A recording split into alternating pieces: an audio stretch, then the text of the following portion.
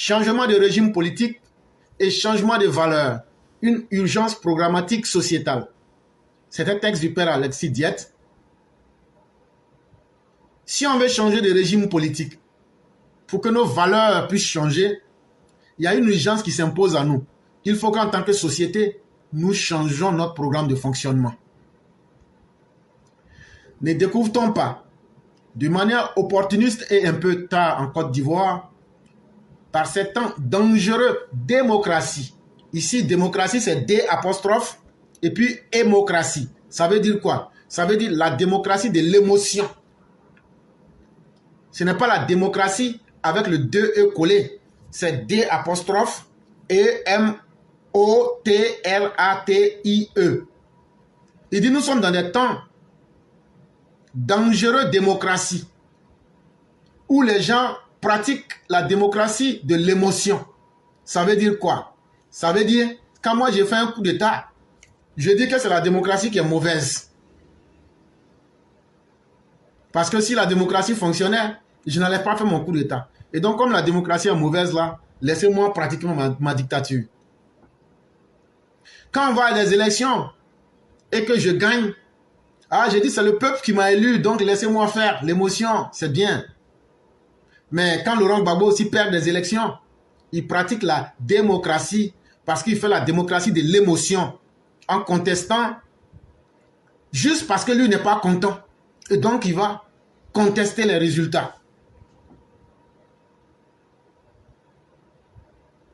Ne découvre-t-on pas, de manière opportuniste et un peu tard en Côte d'Ivoire, par ces temps dangereux démocratie, que pour être complet, efficient et pérenne, un changement de régime politique devrait, en tant que changement structurel, nécessairement s'accompagner immédiatement d'un programme éducationnel systématique de réarmement intellectuel et de transformation axiologique de la société. Le père Alexis Diette nous pose une question. Il dit, lorsque nous sommes dans un état démocratique et que nous prenons, par exemple, le pouvoir, est-ce qu'il n'est pas nécessaire de faire accompagner cette victoire-là avec un programme d'éducation sur des valeurs réelles? Est-ce qu'il n'est pas intéressant de former et de réarmer nos intellectuels afin que nous puissions changer les différentes voies de notre société? C'est ce qu'il appelait transformation axiologique. Est-ce que la démocratie, c'est simplement le fait de changer de régime pour continuer les mêmes choses? Ou bien est-ce que la démocratie, quelle qu'elle soit, c'est cet élément qui doit nous permettre d'apporter des choses nouvelles dans notre société, des choses positives qui vont nous permettre d'aller de l'avant, des choses nouvelles qui vont nous permettre d'améliorer notre système d'éducation pour que les citoyens soient plus libres et permettre à nos intellectuels de pouvoir réfléchir pour proposer de nouveaux programmes et de nouvelles valeurs qui vont nous permettre de quitter dans les sentiers qui ne nous faisaient pas honneur, qui ne nous aidaient pas, pour nous retrouver sur de nouvelles valeurs, comme disait Friedrich Nietzsche, à travers le renversement des valeurs, comme par exemple la mort de Dieu, pour en arriver à une société juste. Et ceux qui ne le savent pas, il y a l'histoire en fait qui est là. Lorsque Friedrich Nietzsche disait que Dieu est mort, il faut qu'on explique ça très bien. Ce n'est pas le Dieu que les gens pensent dans leur tête. En réalité, il était en train de dire que si vous avez bien vu l'évolution de l'Europe, vous avez vu que des temps de l'obscurantisme, on est venu aux années des Lumières. Et donc, avant l'époque des Lumières, les gens étaient beaucoup liés à la magie, à la foi, à des superstitions. Et donc, c'est l'ensemble de ces anciennes valeurs que les années, les siècles de Lumière sont venus effacer. C'est ce que Friedrich Nietzsche a appelé la mort de Dieu. Parce qu'en cette époque-là, avant les années des Lumières, les gens croyaient en plusieurs dieux, les gens croyaient à la magie, les gens croyaient à la sorcellerie dans l'Europe. Et donc, c'est l'ensemble de toutes ces croyances-là qui ont été tuées pour en arriver à une nouvelle valeur qu'on appelle les siècles des Lumières. C'est ce qu'il a appelé la mort de Dieu. Il faut que ce soit très bien clair. Cette urgence sociétale ne s'impose-t-elle pas après plus d'une décennie d'ethno-nationalisme xénophobe d'épurationnisme, durant laquelle le tissu éducatif national fut saccagé à Esséan, où la jeunesse et la population furent massivement décérébrées, atomisées, endoctrinées par une propagande débilitante d'État et milicisées dans une lutte à mort contre d'imaginaires ennemis internes qui n'étaient pourtant que des proches nationaux. Un processus criminel d'aliénation et de division interne qui plongea la cité dans une meurtrière crise post-électorale et dans une guerre civile émaillée d'actes de barbarie et de massacres de masse. Il dit ce que nous venons de dire. Est-ce qu'en Côte d'Ivoire, il n'est pas temps qu'après avoir connu un régime barbare, sanguinaire, ethno-nationaliste, épurationniste, génocidaire, comme celui de Laurent Gbagbo, un régime qui a saccagé les valeurs morales et les valeurs intellectuelles de la Côte d'Ivoire, un régime qui a enlevé le cerveau des Ivoiriens pour faire d'eux des momies vivantes et pour faire d'eux des individus lobotomisés, des individus abétis, moutonisés, animalisés, endoctrinés par des propagandes bêtes. On les a rendus miliciens parce qu'on a inventé un ennemi imaginaire qui voulait arracher la Côte d'Ivoire, qui voulait tuer les Ivoiriens, qui voulait prendre leurs terres. On a criminalisé toute une jeunesse en leur remettant des armes pour dire que la vraie voie d'obtenir ce que vous voulez, c'est de tuer les autres. Et donc là, au sommet de l'État, on va rendre légale la propagande meurtrière pour diviser les Ivoiriens. Ceux-là, ce sont eux les ennemis, il faut les abattre. Ceux-là, ils sont mauvais, c'est eux qui ont pris vos terres. Ceux-là, c'est eux qui sont l'ennemi. Ceux-là, c'est eux qui sont ceci. Et à travers cela, ils vont toujours créer des guerres. Celui-là est autochtone, celui-là est alloctone, celui-là est étranger. Pour plonger la Côte d'Ivoire dans un chaos meurtrier. Et comme cela n'est pas suffisant, après avoir perdu une élection, Laurent Gbagbo va dans son sentiment de démocratie, je n'ai pas dit de démocratie, démocratie avec des apostrophes, va se cloîtrer à un pouvoir pour faire subir à la Côte d'Ivoire une sale guerre meurtrière qui sera émaillée de barbarie et de massacres de masse, où on verra des Libériens manger de la chair humaine en Côte d'Ivoire, où on verra des femmes se faire violer, où on verra des enfants se faire décapiter. Tout ça grâce à Laurent Gbagbo. Est-ce que ça ne nous amène pas, quand on voit tout ça, lorsqu'on prend le pouvoir, et ça s'adresse beaucoup au RHDP. Ce message-là, c'est au RHDP. Quelles sont les mesures d'éducation des masses que vous avez eu à entreprendre? Quelles sont les actions concrètes et immédiates que vous avez eu à prendre pour éduquer les masses? Quels sont les efforts intellectuels que vous avez mis en place pour qu'on puisse faire changer les axes de notre société? Parce qu'une société qui vient de sortir de ce que je viens de vous raconter après le régime de Laurent Gbagbo, c'est une société qui est dangereuse pour elle-même parce que qui est habituée à la barbarie, qui est habituée au désordre et qui est surtout habituée au meurtre. Mais vous, les dirigeants du RDR, RHDP, quels sont les efforts de changement de mentalité que vous avez mis en place? Quels sont les efforts pour accompagner les citoyens que vous avez mis en place, pour leur rappeler leur histoire, qu'il ne faut plus retomber dans ces travers? Et quels sont les actes et les efforts que vous avez faits pour essayer d'aider les intellectuels à pouvoir montrer une nouvelle perspective aux Ivoiriens? Voilà des questions qu'on doit vous poser.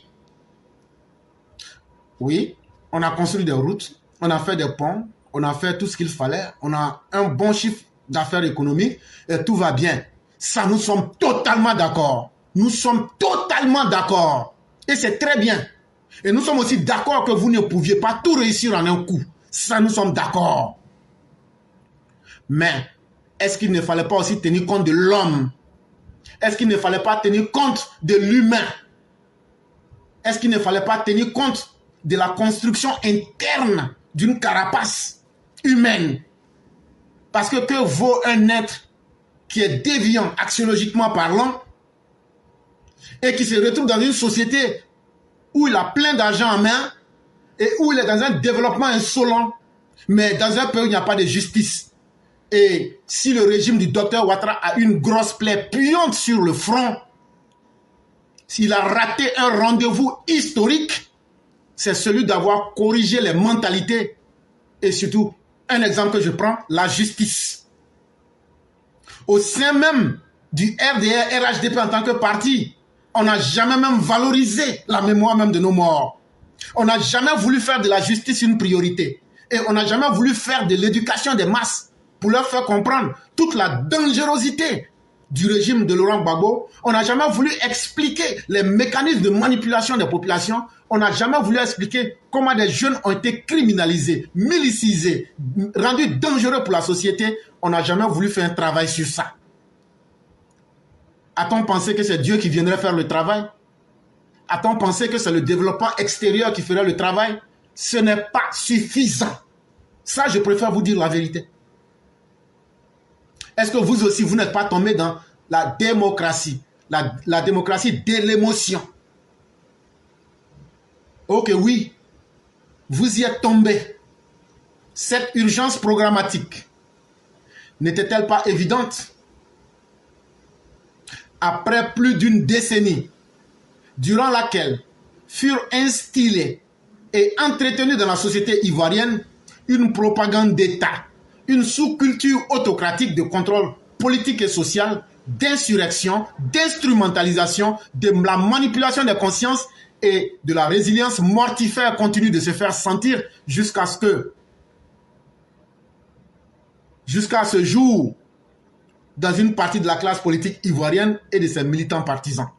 C'est justement parce qu'il n'y a pas eu de travail. C'est justement parce que vous n'avez pas coopté des intellectuels pour travailler sur la question. C'est justement parce que vous n'avez pas fait un travail d'éducation sur la première chaîne RTI. C'est parce que vous n'avez pas pris le temps d'aider la population à changer de paradigme qu'aujourd'hui vous retrouvez les Laurent Gbagbo, les Blé Goudé, les Simone Ivé, les Damana Picasse, les Odette Lorugnon reprendre les mêmes discours de la haine qu'ils avaient distillés et entretenus lorsqu'ils étaient au sommet de l'État, une propagande de la sous-culture, de la dictature, de l'insurrection, du brigandage et du banditisme d'État pour instrumentaliser et manipuler les consciences. Et aujourd'hui, vous vous étonnez que ces personnes-là viennent aujourd'hui reprendre les mêmes choses. Elles reprennent les mêmes choses parce qu'il n'y a pas eu ce travail-là, cher RHDP, RDR. Et ça, il faut qu'on vous dise ça clairement. La justice a échoué. L'État lui-même a échoué dans son ministère de la Réconciliation. Et nos intellectuels qui devraient passer sur nos plateaux de télévision pour essayer de montrer comment ces nazis tropicaux ont divisé le tissu social, ont cassé l'épine dorsale de l'humanité et des valeurs humaines, n'ont jamais fait ce travail-là.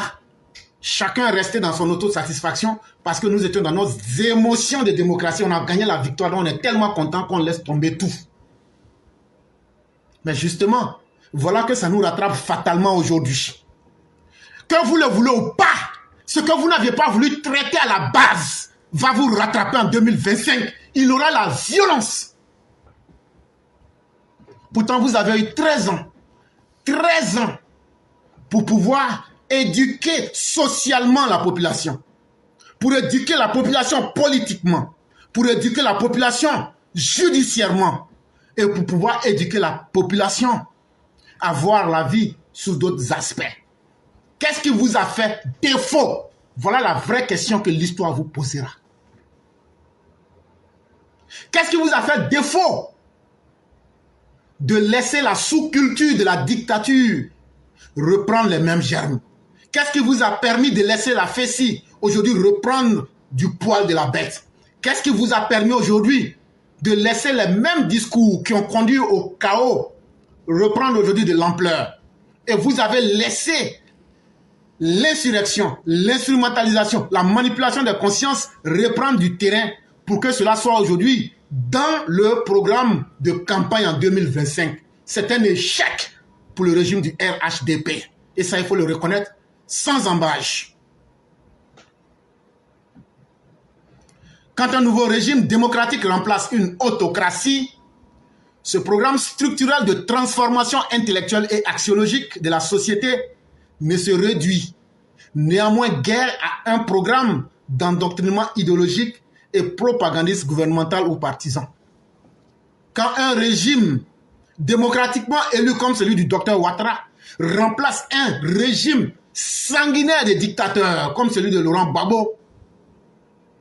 Il ne suffit pas seulement de dire qu'on a gagné les élections.